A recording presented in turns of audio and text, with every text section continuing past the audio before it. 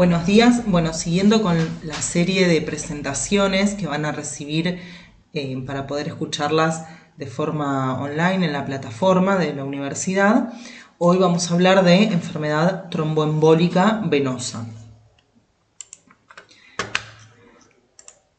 Los objetivos van a ser definir de qué hablamos cuando hablamos de enfermedad tromboembólica venosa, los diferentes síndromes que las componen, hablar específicamente de trombosis venosa profunda, diagnóstico, tratamiento y las complicaciones de la misma.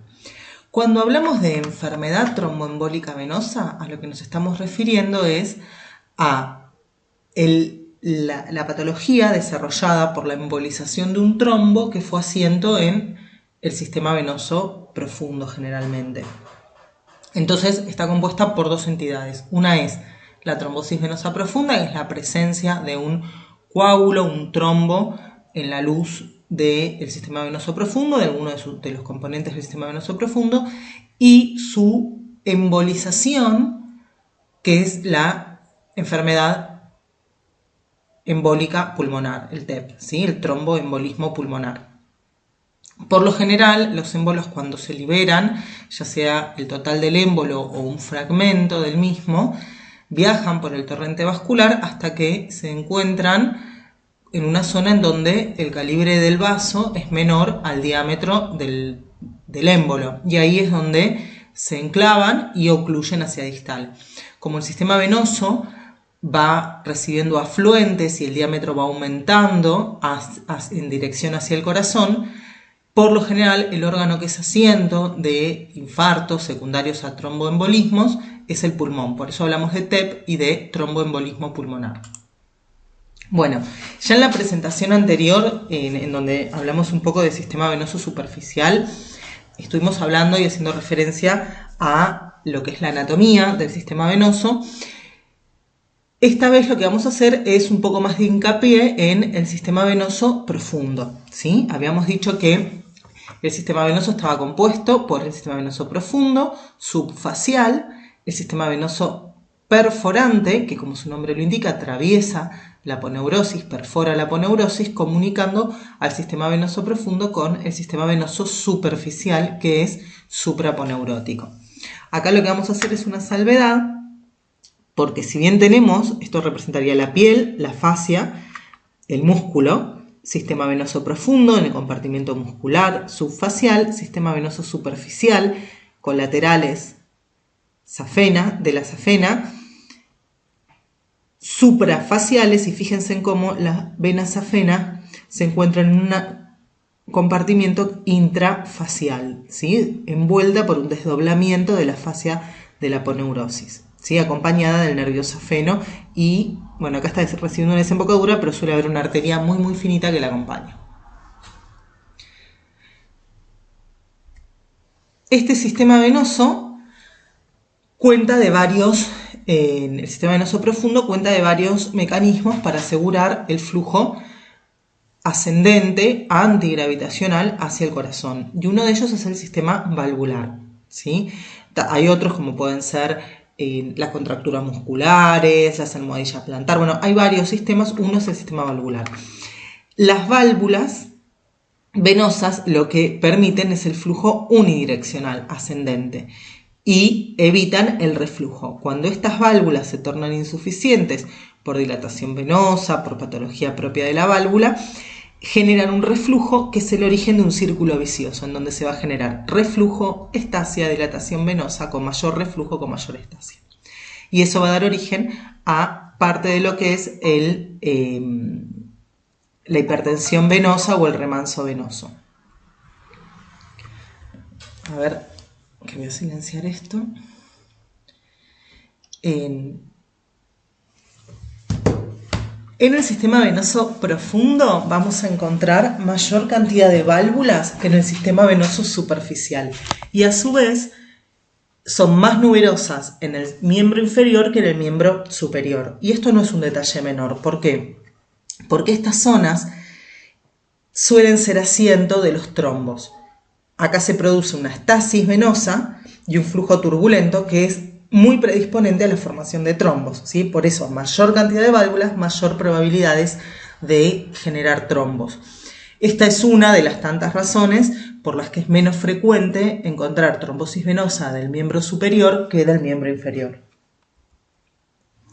Entonces, ¿qué es la enfermedad tromboembólica venosa? Es un proceso caracterizado por la formación de un trombo, un coágulo sanguíneo, el interior del sistema venoso profundo que puede crecer o fragmentarse interrumpiendo la circulación normal de la sangre y causando diversas alteraciones. Vamos a ver que en función a si esta interrupción de la circulación es completa o parcial y en qué lugar se asienta, si hay colaterales o no, va a ser las manifestaciones clínicas que vamos a encontrar en el paciente. Las principales manifestaciones de la enfermedad tromboembólica venosa son la trombosis venosa profunda y el TEP. Bueno, vamos a hablar de trombosis venosa profunda, ¿sí? Es una patología que, como ya lo mencionamos, se caracteriza por la presencia de un trombo en el sistema venoso profundo, por lo general de los miembros inferiores, que bloquea total o parcialmente la circulación venosa, ¿sí? Tiene una incidencia de 1 por 1000, que aumenta con la edad y obviamente con los factores de riesgo. Del 10 al 50% de los pacientes que presentan trombosis venosa profunda pueden desarrollar TEP. El riesgo tromboembólico es mayor cuanto más proximal, ¿sí?, es la localización. Y en lo que son las recurrencias, vemos que hay un 7% de casos que recurren a los 6 meses, un 25% a los 5 años, y en la idiopática hay de un 7 a un 8% anual. Bueno, ¿cuáles son los factores de riesgo para desarrollar o cómo se genera esta trombosis? Bueno, está la clásica triada de Virchow, que ya la deben haber visto en otras materias, ¿sí? En donde hablamos de lesión endotelial, entendiendo como lesión endotelial a el daño del endotelio de un vaso, es donde se expone la membrana basal. Esto va a generar la adhesión plaquetaria, la liberación de sustancias vasoactivas que llevan a la formación de un trombo blanco. Los estados de hipercoagulabilidad, ¿sí?, ya sea por cuestiones generales como pueden ser las trombocitopenias o los estados procoagulopáticos o la deshidratación, en el embarazo. Hay diferentes situaciones que generan un aumento en la coagulabilidad. Y un flujo sanguíneo anormal, ¿sí? Puede ser por estasis o por turbulencias, ¿sí? Cuando hablamos de estasis sanguínea, a lo que nos referimos es al enlentecimiento del flujo de un vaso que puede deberse a diferentes causas. Puede ser secundaria insuficiencia cardíaca, una estenosis mitral. Otra razón puede ser un flujo turbulento, por ejemplo, por la presencia de una placa. Y eso lo que va a llevar es a la formación de un trombo rojo por un mecanismo similar al de la coagulación, ¿sí? Estos factores son los que se retroalimentan entre sí y generan la triada de Virchow.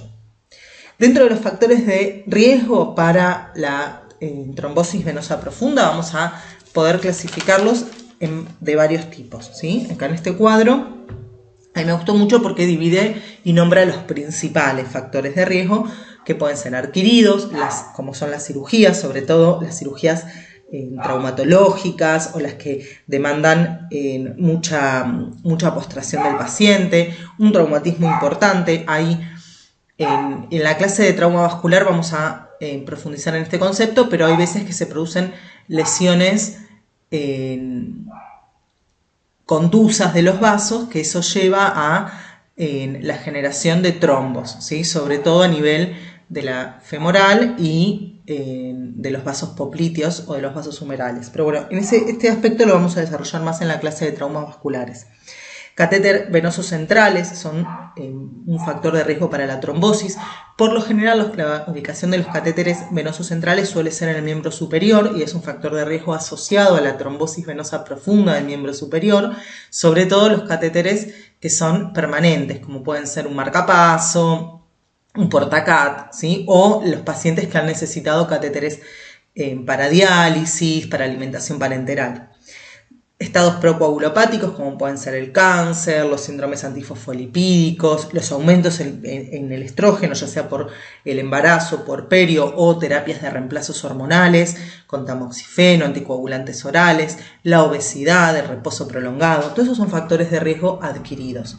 Dentro de los hereditarios se destacan la alteración en el factor 5 de Leigh y las alteraciones en el gen de la protrombina. Y mixtos son estos que se detallan acá, ¿sí? La hiperhomocisteinemia y alteraciones en los factores de la coagulación 8, 9 y 11 y del fibrinógeno.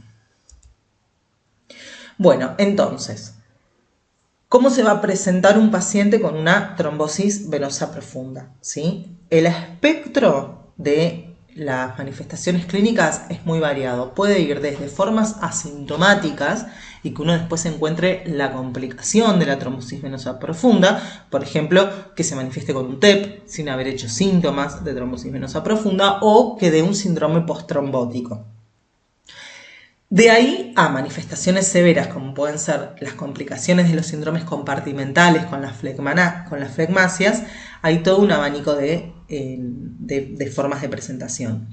La severidad, como dice acá, va a depender del grado de oclusión, ¿sí? Si permite pasaje de sangre o si la oclusión es total, de la localización, ¿sí? Si hay circuitos de circulación colateral que puedan suplantar al punto donde está la trombosis. Hay unos trabajos que leí hace unos años en función a otras cosas, a un trabajo que quería hacer yo, en donde lo que mostraban era que habían hecho estudios de falsos negativos en ecodopplers para trombosis venosa profunda, sobre todo a nivel poplito y femoral superficial, por la presencia de duplicación venosa, ¿sí? Entonces, ¿eso a qué se va a referir? Si bien la trombosis puede ser total y en una localización anormal, si tengo un circuito o la presencia de vasos colaterales, las presentaciones clínicas van a ser diferentes. Oclusiones vasculares asociadas, oclusiones arteriales y condición clínica del paciente que se refiere fundamentalmente a las comorbilidades. No es lo mismo una TBP asociada a anticonceptivos o al embarazo que una TBP en un paciente con un cáncer terminal. Bueno, el examen físico, esto es una foto que representa una trombosis venosa profunda, comparamos con un miembro contralateral sano, se nota el edema, va a haber dolor, es un edema duro, un edema que deja signo de Godet, puede a veces haber un cordón palpable y hay una diferencia en el diámetro. ¿Cómo medimos la diferencia del diámetro? Bueno, vamos a tomar una referencia que son 10 centímetros por debajo de la espina de la tibia y ahí medimos con una cinta métrica. Lo mismo vamos a hacer en la pierna contralateral y vamos a calcular la diferencia. Si es mayor a 2 centímetros ya sería un criterio. Puede haber eritema, puede haber cianosis. La cianosis es secundaria a la estasis venosa que va a generar edema, hipertensión en el compartimiento, que genera más edema y se producen todos los signos de cianosis. Y puede haber dilatación de las venas superficiales por lo que decíamos antes de que la sangre está buscando algún sitio de retorno hacia el corazón. En la exploración física, fundamentalmente lo que vamos a buscar son estos signos, ¿sí? El signo de Homans, que es el paciente está en decúbito dorsal, con la pierna extendida, se toma el gemelo y se genera una dorsiflexión del pie o una flexión del pie sobre la pierna, es una dorsiflexión y eso despierta dolor en los gemelos, ¿sí? Eso sería un signo de Homans positivo. El signo de Hollow es el dolor cuando uno palpa, en este caso el paciente en decúbito ventral, palpa el punto de unión de las cabezas de los gemelos, ese punto despierta dolor. Y el signo de Lowenberg es un poco más sofisticado para tomarlo, hay que colocar un tensiómetro, un esfingomanómetro a nivel de la pantorrilla y se empieza a generar en aumento de la presión. Si se despierta dolor con una presión entre 50 y 60, bueno, el signo es positivo. Dentro de las localizaciones de la trombosis venosa profunda, vamos a poder diferenciarlas desde el punto de vista anatómico en iliofemoral, poplitea, sóleo gemelar, ¿sí? A su vez pueden ser localizadas, difusas, generando las flegmasias, alba o cerúlea, que la vamos a ver un poquito más adelante, y la masiva, que es la cerúlea dolens, ¿sí? Estas serían las diferentes formas de presentación que se pueden ver. Entonces, ¿cómo hacemos el diagnóstico? Tengo clínicamente sospecha de que mi paciente puede tener una TBP, pero ¿cómo sé si esa sospecha es alta, es moderada o es baja? Hay una escala, que es la escala de Wells, que asigna valores a las diferentes características clínicas que puede tener un paciente. Si en la escala de Wells suma más de 3 puntos o 3 puntos, la sospecha es alta. 1 o 2 es media y menos de 1 es de baja sospecha. ¿Y esto por qué me va a servir? Para el algoritmo diagnóstico, ¿sí? Si tengo una sospecha alta de TBP, directamente voy a pedir un estudio por imágenes. Lo mismo que si la sospecha es moderada. Ahora, si la sospecha es baja, lo que vamos a pedir es un dímero D. El dímero D tiene una particularidad y yo les voy a decir primero cómo se dice de forma técnica y vamos a tratar de entender estas palabras. Tiene alto valor predictivo negativo, pero muchas tasas de falsos positivos. El dímero D es un producto de degradación de la fibrina. Entonces, cualquier estado que genere degradación de la fibrina va a aumentar el dímero D. Si hay un trombo en el torrente vascular, es muy difícil que no haya degradación de la fibrina y por lo tanto que no esté aumentado el dímero D. Ahora, situaciones que aumentan el dímero D un montón, los estados oncológicos, los estados inflamatorios, las patologías crónicas, todo eso aumenta el dímero D. Entonces, si el dímero D da positivo, no significa nada. Por eso tiene muchos falsos positivos, porque hay muchas situaciones en donde da positivo el dímero D. Ahora, si el dímero D da negativo, es muy difícil que haya un coágulo en el torrente vascular. ¿Sí? Espero que esto se entienda. Si no se entiende, en la clase que tengamos todos juntos, me piden que se los explique y con mucho gusto lo haré. Por eso se dice que tiene alto valor predictivo negativo. Entonces, yo tengo un paciente con, según la escala de Wells, baja probabilidades de TBP y un dímero D negativo, bueno, el diagnóstico queda descartado. Hay que buscar por otro lado qué tiene el paciente. ¿Sí? El estudio por imágenes de excelencia para diagnosticar la trombosis venosa es el ecodoppler. Tiene una sensibilidad del 97% y una especificidad del 99%.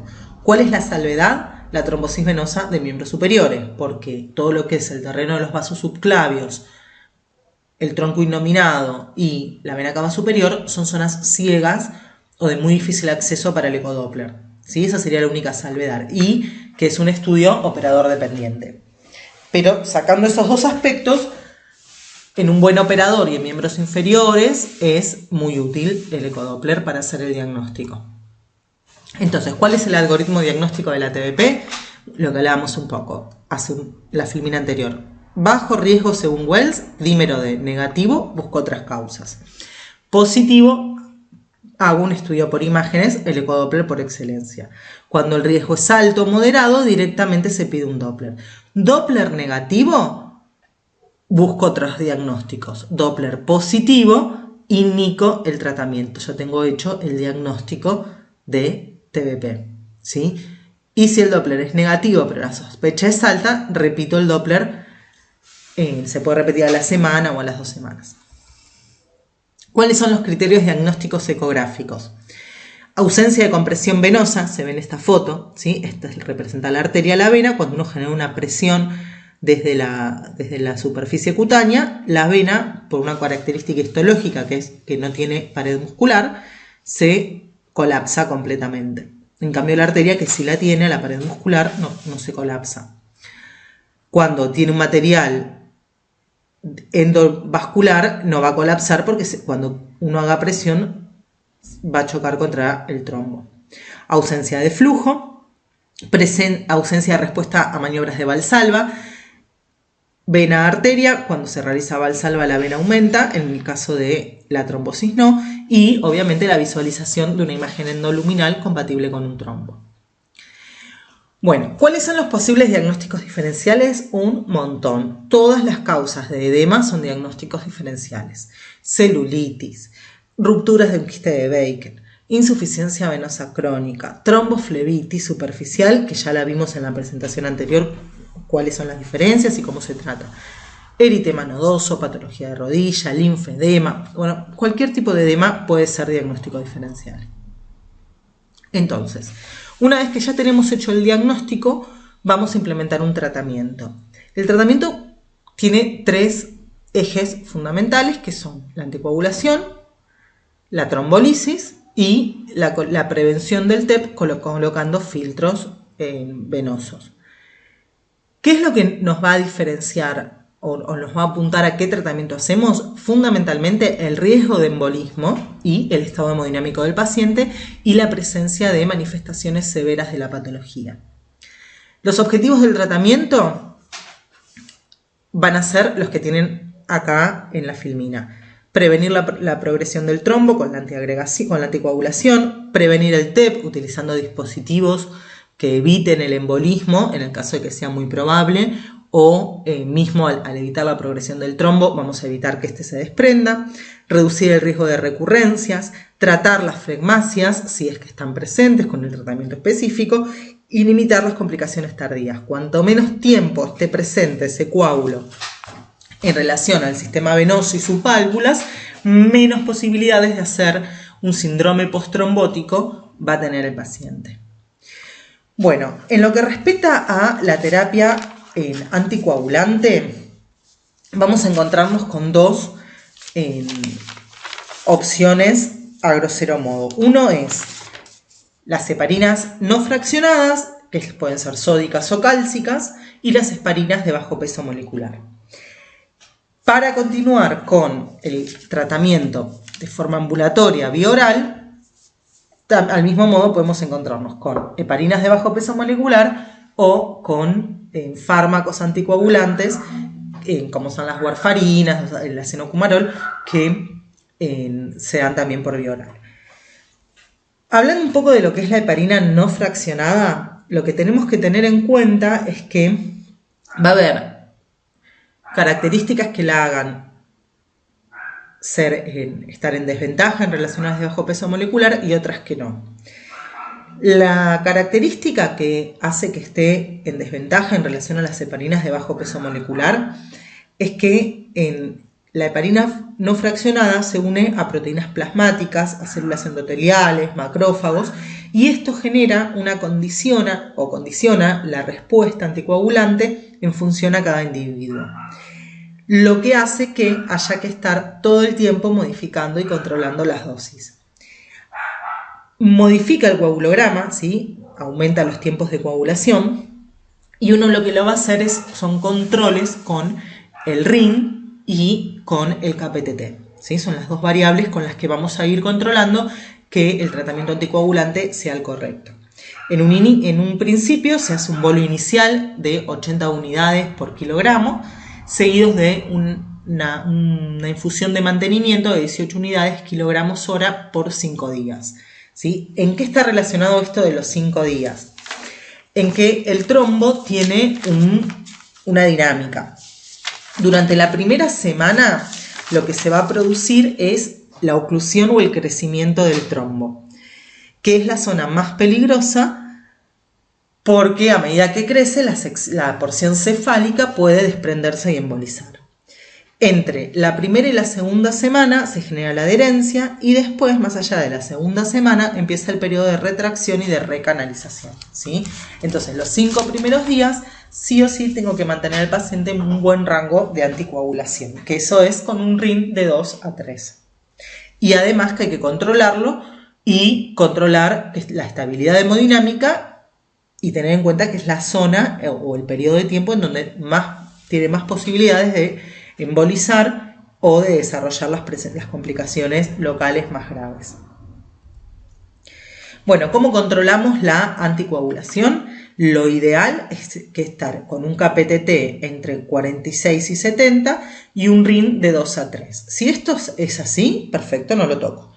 Ahora, si en los controles falta anticoagular o me pasé de la anticoagulación, bueno, esta tabla les especifica muy bien cómo hacer para ir controlando la anticoagulación, ¿sí? Y esto es importante, debe medirse cada 6 horas luego de la dosis inicial o luego de la modificación, para controlar que lo que estemos haciendo sea lo correcto y que el paciente esté anticoagulado. Una cosa antes de pasar a las de bajo peso molecular es que hasta ahora hablamos de todas cosas desfavorables en función a la heparina no fraccionada. Hay que controlarla, la respuesta plasmática, la respuesta va a depender de cada individuo, tiene efectos adversos descritos bastante importantes, entre ellos la trombocitopenia inducida por heparina, que esta entidad puede ser desde una trombocitopenia sin más hasta generar estados de una trombosis paradojal, ¿sí? O sea que lo que estoy haciendo es generando en el paciente mayor trombosis y puede asociarse con trombosis arterial también. Lo que tiene a favor la heparina no fraccionada, en contrapartida con la heparina de bajo peso molecular, es que hay un antídoto, que es la protamina, ¿sí? La protamina es una proteína que tiene muchas cargas positivas, ¿sí? Es policatiónica, que se va a unir a las cargas negativas de la heparina y la neutraliza. La neutralización de la prolongación de los tiempos de la coagulación es total. Ahora, la inactivación del factor 10 activado se puede revertir entre un 25 y un 50%, o sea que tampoco es que la revierte a un 100%, pero es muy útil, por ejemplo, si yo voy a anticoagular un paciente que puede llegar a tener riesgos de sangrado, o si un paciente desarrolla un sangrado secundario a la anticoagulación, bueno, con la heparina no fraccionada tengo un antídoto para utilizar. En cambio, con la de bajo peso molecular no es así. Bueno, las heparinas de bajo peso molecular son fragmentaciones de la heparina no fraccionada por diferentes métodos para lograr productos con moléculas más bajas y más homogéneas. Hay muchas heparinas de bajo peso molecular, se diferencian en el origen de la materia prima y en el método de fraccionamiento. Y si bien presentan diferencias en cuanto al peso molecular, la vida media plasmática y la relación con la actividad en relación al factor 10 activado, a efectos terapéuticos pueden considerarse equivalentes, aunque no intercambiables. Esto es un concepto importante. Y hay que respetar la dosificación y el método de utilización de cada una. La que tenemos de vía parenteral es la heparina de bajo peso molecular más conocida por todos, es la enoxaparina, que es el Clexane, que lo que tiene a favor es que la dosis es fija y no necesita monitorización y tiene menos efectos adversos que la heparina no fraccionada. Ahora, en contrapartida, la excreción es renal, ojo, los insuficientes renales, y no tengo antídoto. O sea, si se produce, si bien son menos los efectos adversos, la trombocitopenia inducida por heparina, la última revisión de la Cochrane que leí este año en relación a este tema, decían que la evidencia era muy baja para decir que era menor en las de bajo peso molecular que la no fraccionada, o sea que la puede hacer. Y, bueno, lo que habíamos dicho antes, no tiene antídoto. Ahora, ¿qué pasa una vez que yo el paciente, cuando lo tengo internado, puedo utilizar heparina no fraccionada o heparina de bajo peso molecular y con eso anticoagular al paciente? Fantástico. Ahora, cuando el paciente está en condiciones de irse de alta, ¿cómo sigo con la anticoagulación? La heparina no se puede administrar por vía oral porque, primero, que es degradada por las enzimas digestivas y segundo, que la poca absorción que tiene es súper errática. Entonces, lo que se dan son estos anticoagulantes orales, que pueden ser la enocumarina o las warfarinas, que al igual que la heparina no fraccionada, requieren de monitorización, ¿sí? Que se hace una vez al mes con el RIN y con KPTT. Bueno, las dosis no se las repito, las tienen en la filmina, así que eso lo pueden leer sin problema.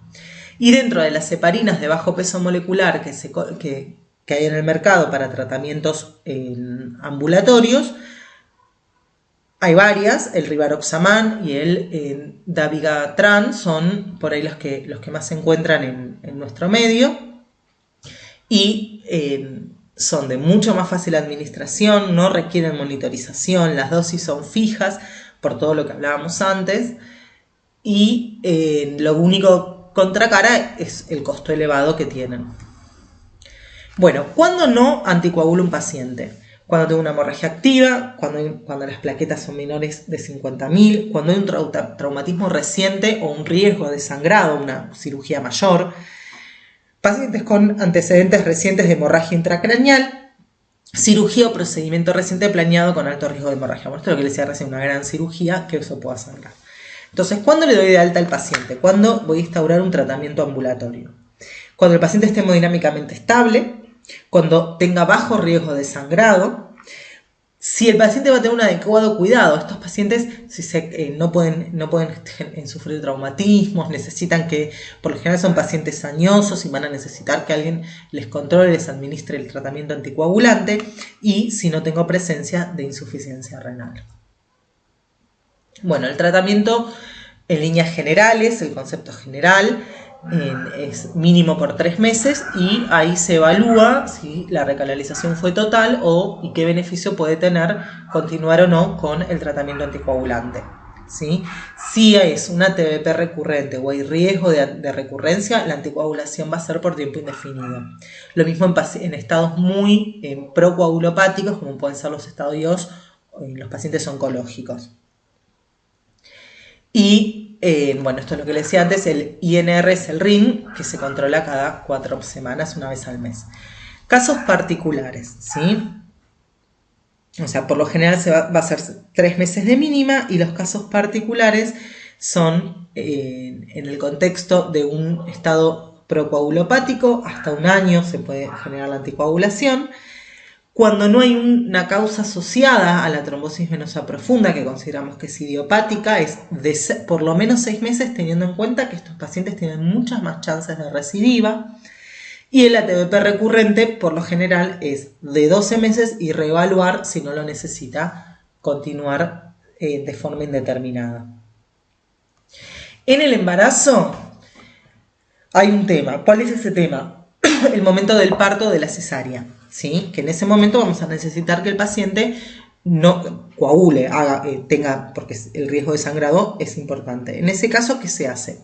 Se suspende 24 horas antes y se coloca un filtro de vena cava, que se retira, dependiendo del estado hemodinámico de la paciente, 48 horas después.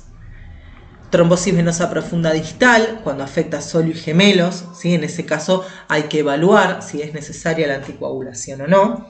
Y esto que ya lo habíamos visto en la presentación anterior, la trombosis venosa superficial, cuando mide más de 5 centímetros o está menos de 5 centímetros de los callados, tiene chances de generar émbolos y se da anticoagulación profiláctica con heparinas de bajo peso molecular por 1 mes y medio.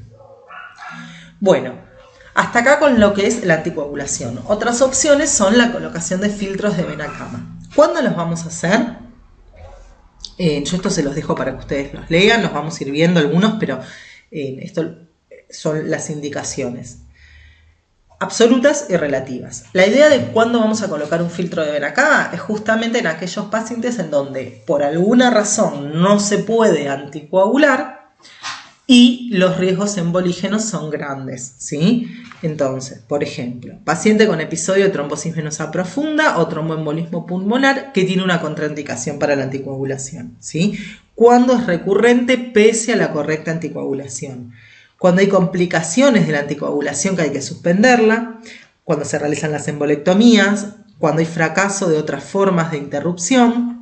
Y las relativas son dependiendo de si el trombo, una localización alta del trombo, porque es mucho más propenso a embolizar, cuando hay embolias sépticas, embolia pulmonar en un paciente con hipertensión pulmonar o sin reserva pulmonar. ¿Esto por qué? Porque es un paciente que no la va a tolerar ni un poco la embolia, que va a generar cualquier catástrofe en ese paciente, una posible embolia. Entonces uno, de forma preventiva, por el alto riesgo que tiene se utilizan filtros de vena cava. Inclusión de más de la mitad del lecho vascular y pacientes con ataxias que no pueden anticoagularse por los altos riesgos de caídas. Bueno, de forma profiláctica, ¿cuándo los colocamos? Pacientes con trombosis venosa profunda pero que no tienen embolismo pulmonar, de forma profiláctica, pacientes con reducción de la función pulmonar, lo que hablábamos antes, un trombo iliofemoral que se propaga, cuando hay una trombosis venosa reciente, antecedentes de una cirugía mayor, embarazo, que también ya lo nombramos, sometidos a trombolisis y tras una trombectomía. Cuando tienen tromboembolismo, o sea, sería la profilaxis verdadera, pacientes con traumatismos únicos o múltiples con lesiones medulares, parálisis o inmovilización prolongada, pacientes sometidos a cirugía mayor y con contraindicación para la anticoagulación, en casos de cirugía gástrica para obesidad mórbida, si se colocan de formas profilácticas.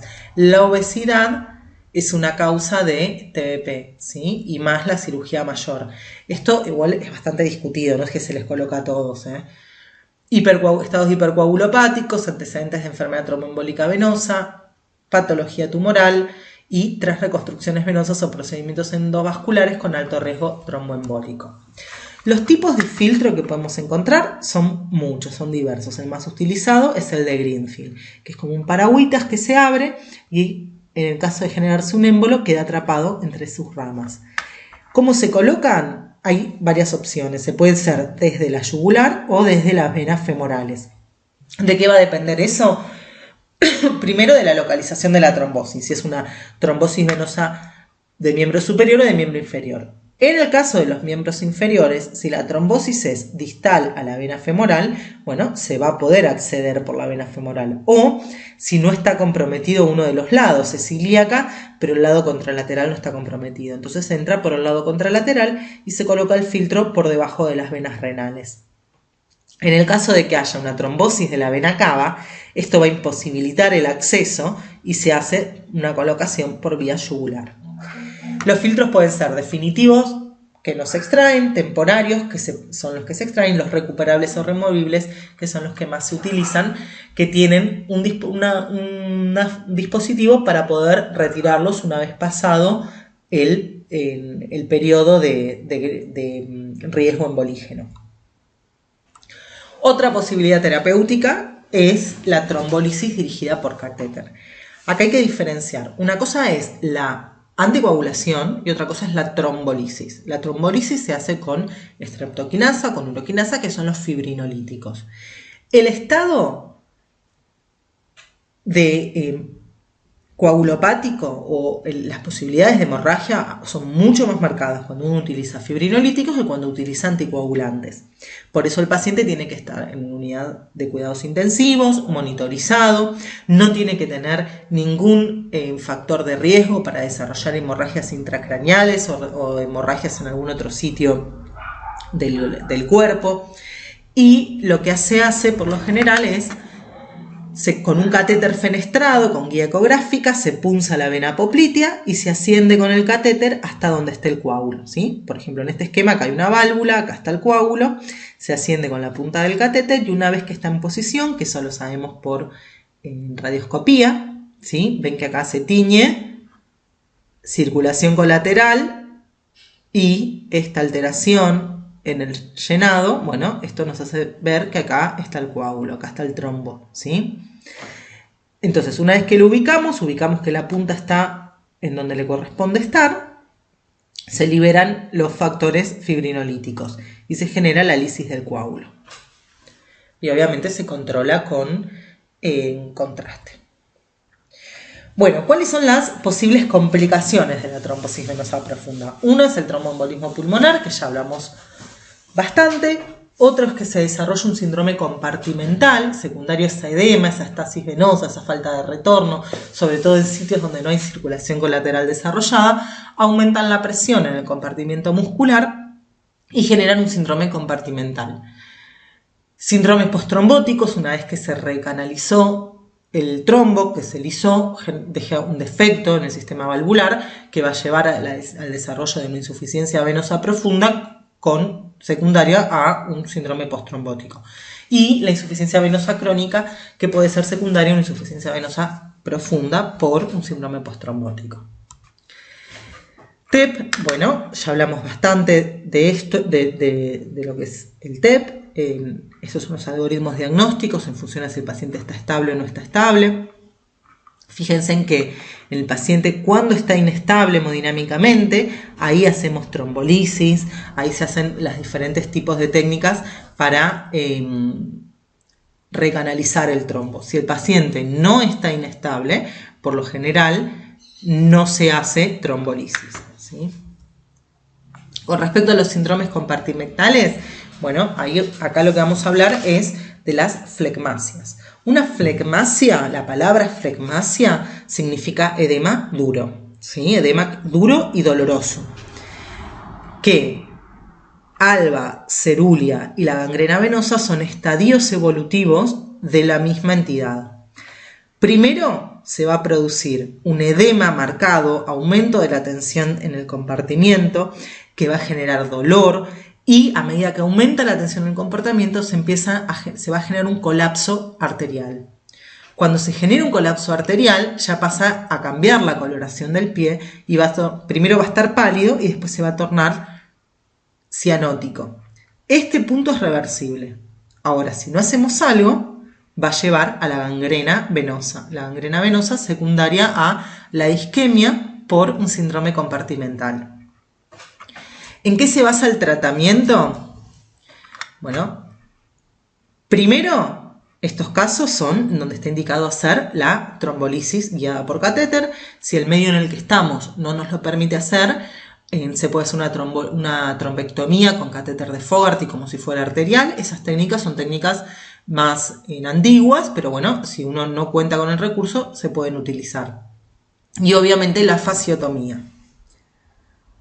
Y además tratar todo el componente sistémico, la estabilización hemodinámica, la hidratación, tratar la patología de base.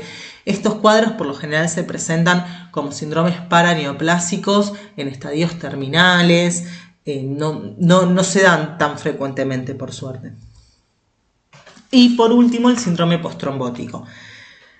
El síndrome postrombótico, este es un esquema de una vena con las válvulas que estarían andando de forma insuficiente, generando un reflujo. Pueden que estén lesionadas, pueden que queden fibrosadas, pueden que queden prolapsadas, ¿sí? O con una mala coaptación.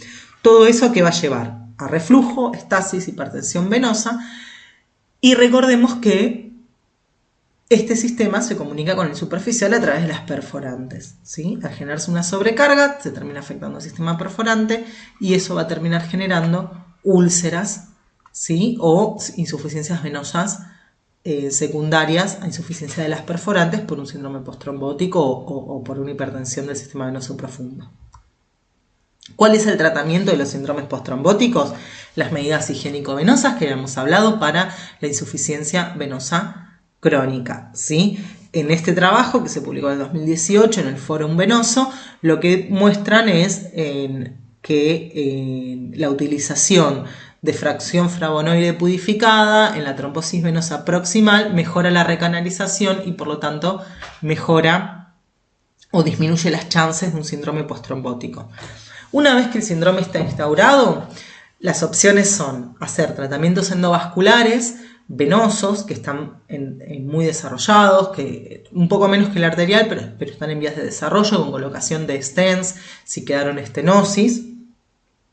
Y después están las cirugías, que las cirugías tienen resultados muy cuestionables, ¿sí? Pero se pueden hacer bypass safenopopliteos, el traspúbico en donde se une una vena femoral común con la otra a través de un puente venoso por arriba del pubis, la safenotibial, bueno, y otras opciones quirúrgicas. Bueno, espero que les haya servido la clase. Cualquier duda que tenga, anótenla y cuando tengamos el encuentro entre todos, con mucho gusto se las contesto.